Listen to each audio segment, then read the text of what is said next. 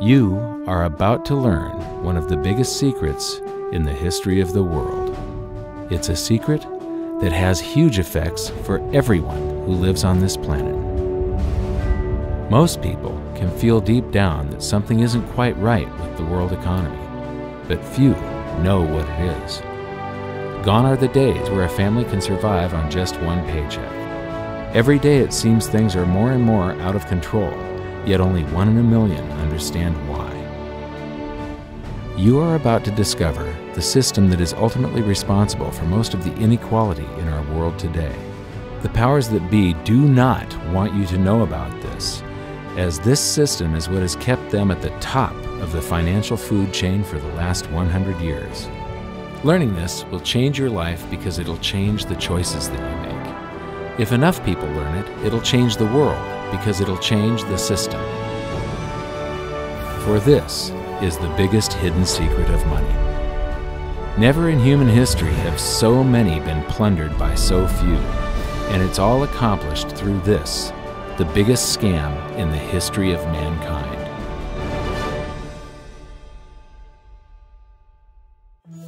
They say that money doesn't grow on trees, but the truth is that the modern banking system creates currency far faster than trees can grow. Most people don't have a clue how currency is created. Economists and bankers make it sound so complex that people think they can't understand it. But I'm going to strip our monetary system down to its essence so that you can see the scam behind the curtain and just how it affects you. Every modern society creates currency in pretty much the same way. But since the US dollar is the majority of the world's currency, I'm going to use the United States as our example. It all starts when some politician says, "Vote for me and I'll make sure the government provides you more free stuff than my opponent will." But there's no such thing as a free lunch. So to provide that supposedly free stuff, the politicians vote for the country to spend more than its income. This is called deficit spending. To pay for that deficit spending, the Treasury borrows currency by issuing a bond. So what's a bond? If you think about it, a bond is really nothing but a glorified IOU. It's a pretty piece of paper with numbers printed on it that says, "Loan me $1 trillion today, and I promise over a 10-year period I'm going to pay you back that $1 trillion plus interest." But what you need to understand is that Treasury bonds are our national debt. These glorified IOUs are to be paid back by you and I and our descendants through future taxation. Therefore, when the government issues a bond, it steals prosperity out of the future so that it can spend it today. The Treasury then holds a bond auction, and the world's largest banks show up and compete to buy part of our national debt and make a profit on it by earning interest. You'll notice that as we move through this process, the big banks are there, taking a cut every step of the way. This isn't by chance, as you'll see shortly. Then, through a shell game called open market operations, the banks get to sell some of those bonds to the Federal Reserve at a profit. To pay for the bonds, the Federal Reserve opens up its big old checkbook and writes bad, bogus, counterfeit checks that should bounce because they're drawn on an account that always has a zero balance. There isn't 1 penny in there. To quote from the Boston Federal Reserve, "When you or I write a check, there must be sufficient funds in our account to cover that check. But when the Federal Reserve writes a check, there is no bank deposit on which that check is drawn. When the Federal Reserve writes a check, it is creating money." The Fed then hands those checks to the banks, and at this point, currency springs into existence. The banks then take that currency and buy more bonds at the next Treasury auction. But what is a check? A check is also an IOU. When you write a check, you're making a note that says, "Here's my IOU for cash. All you have to do is go to the bank and pick it up." Now, it's very, very important that you understand this process because we're going to come back later and show you the devastating effect this has on you. The Treasury issues IOUs, bonds. The banks then buy those IOUs with currency. The Federal Reserve then writes IOUs, checks, and hands them to the banks in exchange for the Treasury's IOUs, the bonds. And currency is created. So what's really happening is the Federal Reserve and the Treasury are just swapping IOUs, using the banks as middlemen, and abracadabra, presto, currency magically springs into existence. This process repeats and repeats over and over again, enriching the banks and indebting the public by raising the national debt. The end result is that there's a buildup of bonds at the Federal Reserve, and currency at the Treasury. This process is also where all paper currency comes from. The Federal Reserve and the government mistakenly call it base money because they didn't watch episode 1 of this series and they don't know the difference between money and currency. But I will correctly refer to it as base currency because it is not money. It is currency, and as we've learned, there is a big difference. Money has to be a store of value and maintain its purchasing power over long periods of time. We learned in episode 1 that earlier in our history, our paper currency was just a claim check. It was a representation for real money of intrinsic value, the gold and silver that was held on deposit at the Treasury. You could walk into any bank and slap your currency, like say a $20 bill, on the counter and redeem it for real money, a $20 gold piece. But now, this base currency that's piling up back here is really nothing but a receipt or a claim check on an IOU, that bond. So it's really nothing but a supply of numbers. The Treasury then deposits the newly created currency into the various branches of the government, and the politicians say, "Hey, thanks for that." And the government does some deficit spending on public works, social programs, and war. The government employees, contractors, and soldiers then deposit their pay in the banks. Now, this may come as a shock to you, but when you deposit your currency with the bank, you're not actually depositing it into an account to be safely held in trust for you. Instead, you're actually loaning the bank your currency, and within certain legal limits, they can do with it pretty much anything they please. This includes gambling in the stock market and loaning it out, at a profit, of course. Now this is where the machine of currency creation really gets cranking, because this is where something called fractional reserve lending comes into play. Fractional reserve lending is exactly what it says. The banks are allowed to reserve only a fraction of your deposit and loan the rest out. Although reserve ratios may vary, I'm going to use a 10% reserve ratio as our example. If you deposit $100 in your account, the bank can legally take $90 of it and loan it out without telling you. The bank must hold $10 of your deposit in reserve just in case you want some of it. These reserves are called vault cash. But why does your bank account still say you have $100 if the bank has stolen $90 of it? Because the bank left IOUs it created, called bank credit, in its place. Now I know this sounds crazy, but here it is in black and white from the Fed.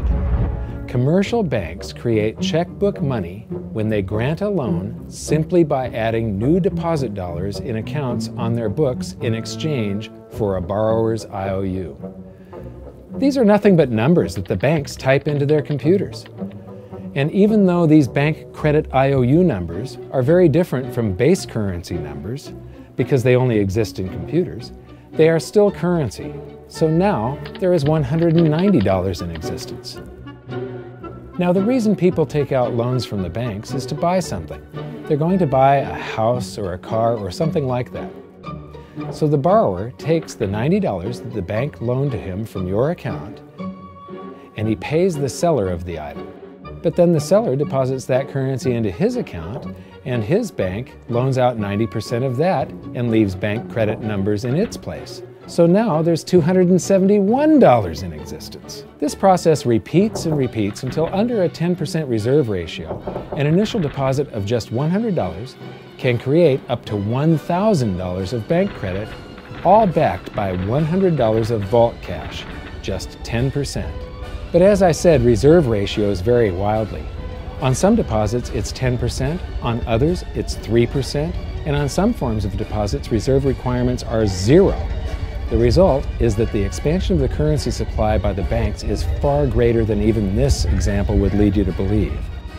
So once again, when currency is deposited in the banks get to lend it out, and then it gets redeposited and relent, redeposited and relent, redeposited and relent over and over again, creating bank credit all the way. This is where the vast majority of our currency supply comes from.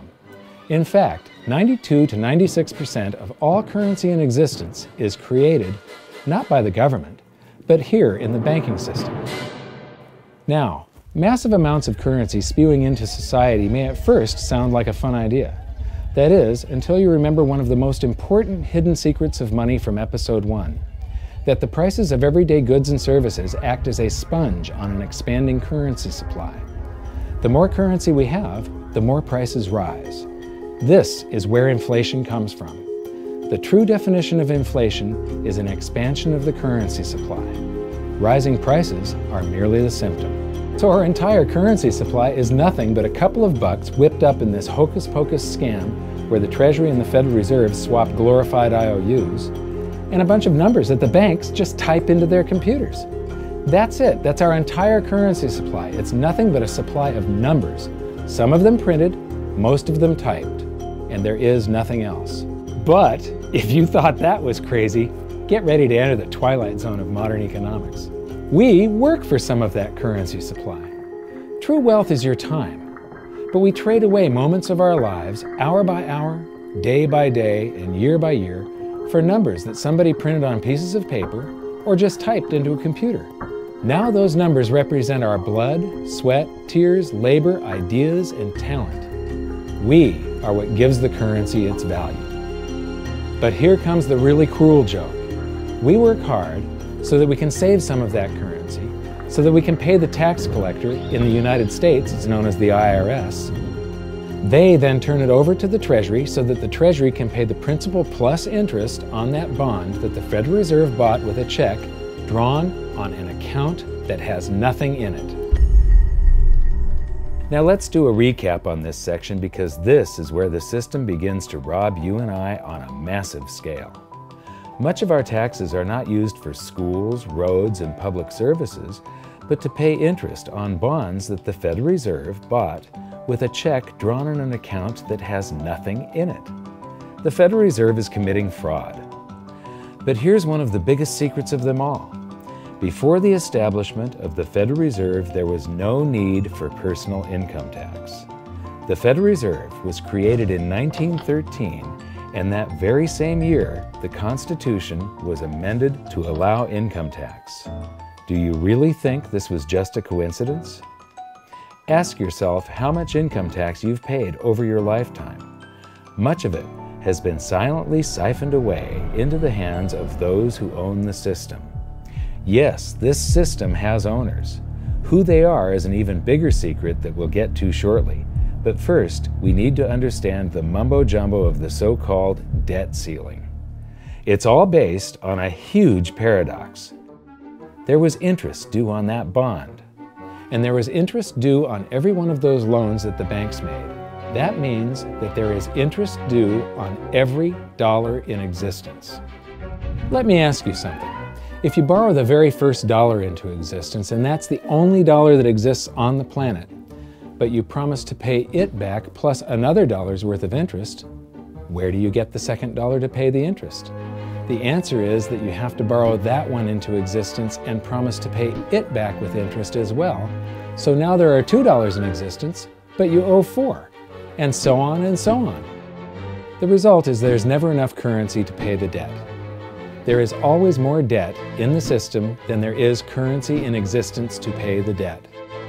Therefore, the whole system is impossible. It is finite. It will come to an end one day. What would happen if the government stopped borrowing to do deficit spending? Are the payments on those treasury bonds going to stop? What would happen if the public stopped borrowing and going deeper into debt?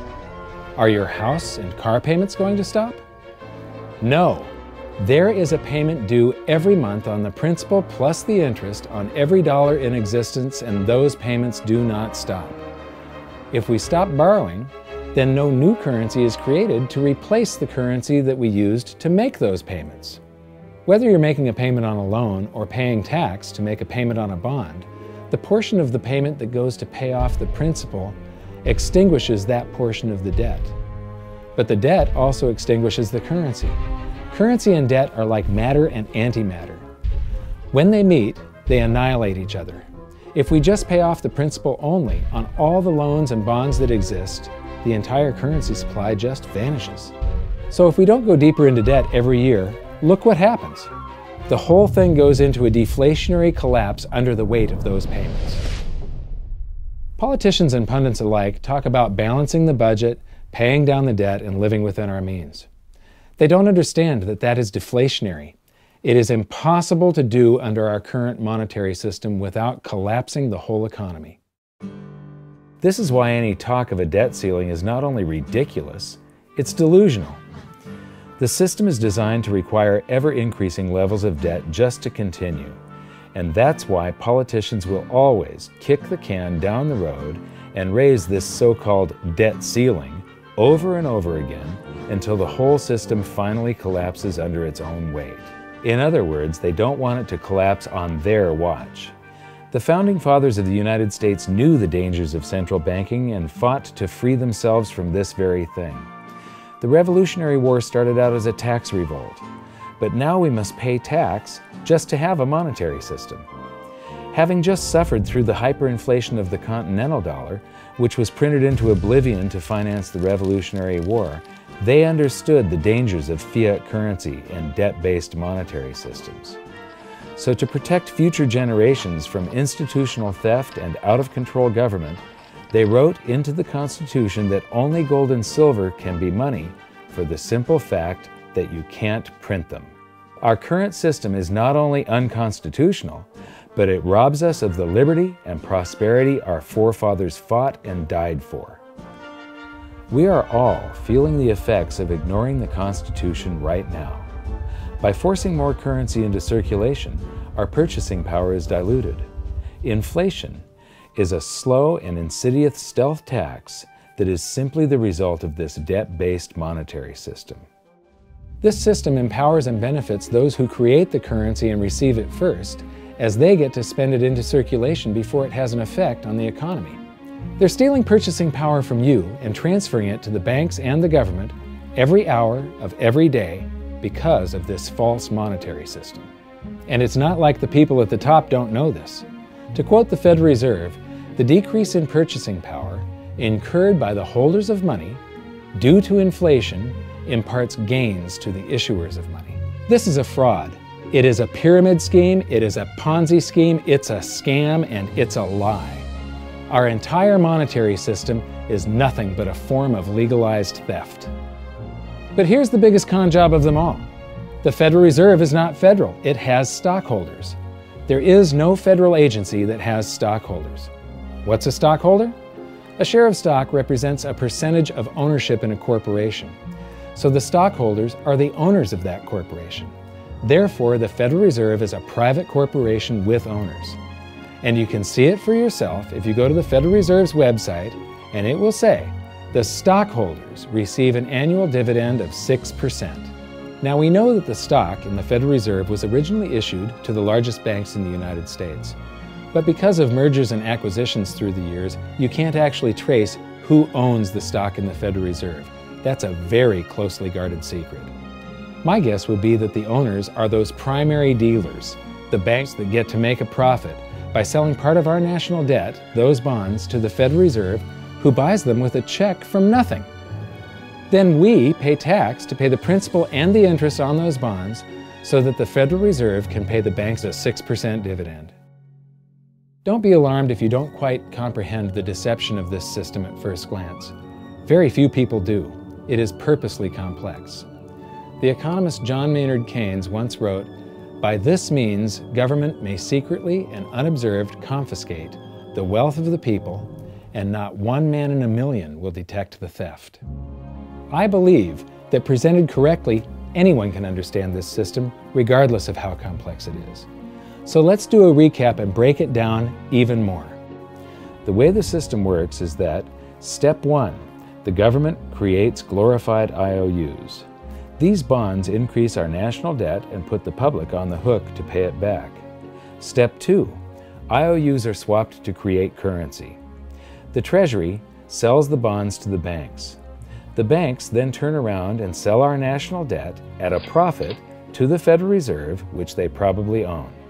The Federal Reserve then opens its checkbook that doesn't have a penny in it and buys those IOUs with IOUs that it writes, checks, on a checking account that has a zero balance. Then they give those checks to the banks and currency just springs into existence, and then the whole process repeats. This results in a buildup of bonds at the Federal Reserve and currency at the Treasury, which is really just a supply of numbers. The Treasury then deposits the numbers in the various branches of the government, and we get to step 3.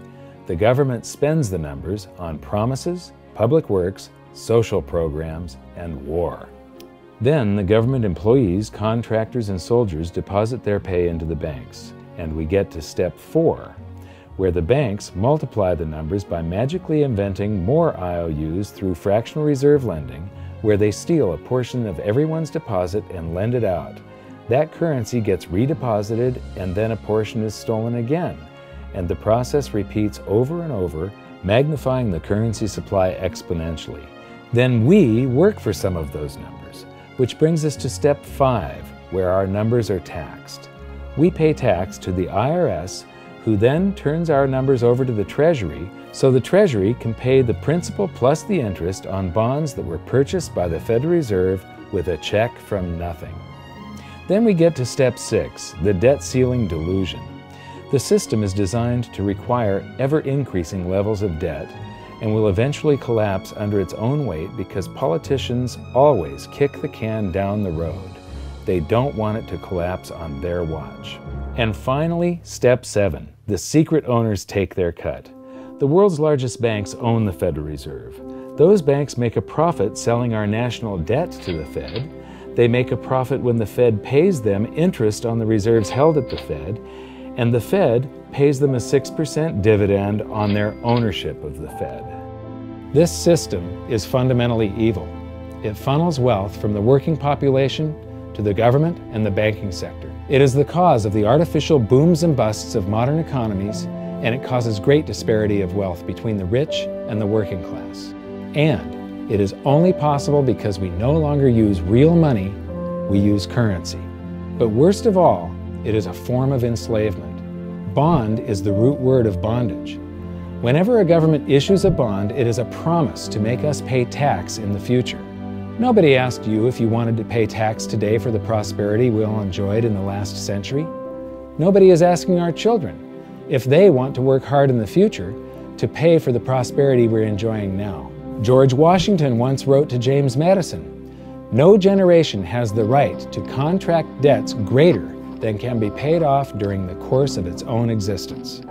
By stealing prosperity from tomorrow so we can spend it today, we enslave ourselves and future generations. Now this all sounds pretty bad, but there is great hope, for you are the greatest threat to this false monetary system. This system relies on the public being ignorant of its workings. Please share this knowledge with everyone you know, because an informed public that fully understands the system can build a better future for generations to come. And now I leave you with this quote, widely attributed to a former director of the Bank of England. The modern banking system manufactures money out of nothing. The process is perhaps the most astounding piece of sleight of hand that was ever invented. Banking was conceived in inequity and born in sin. Bankers own the earth. Take it away from them, but leave them the power to create money and control credit, and with the flick of a pen, they will create enough money to buy it back again. But if you want to continue as the slaves of bankers and pay the cost of your own slavery, let them continue to create money and to control credit. This is the Federal Reserve in Washington, D.C.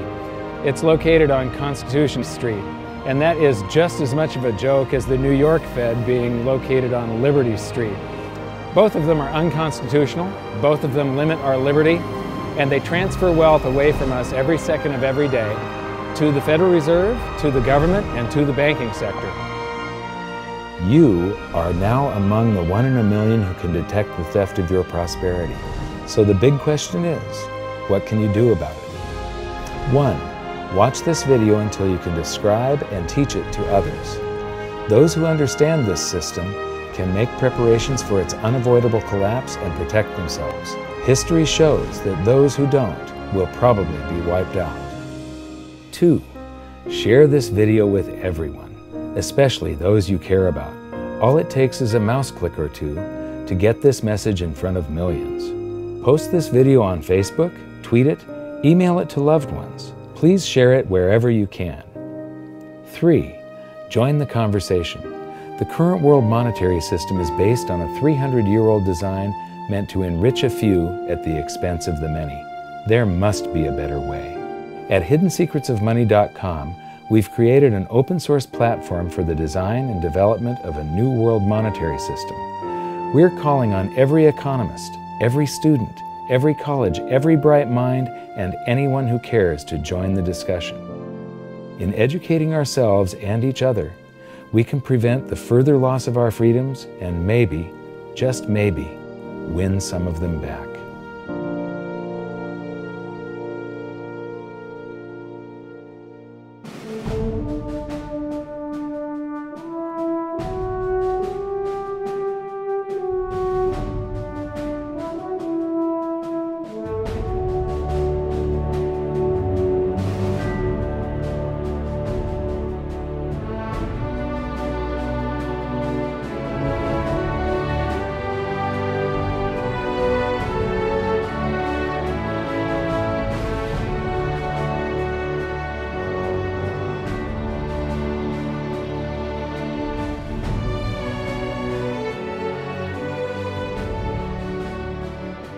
I think your episode 4 is very beneficial, very helpful. It's going to introduce these ideas to a lot of people, and like I've just been talking about, we have to change people's mind, and the more they understand it, the better.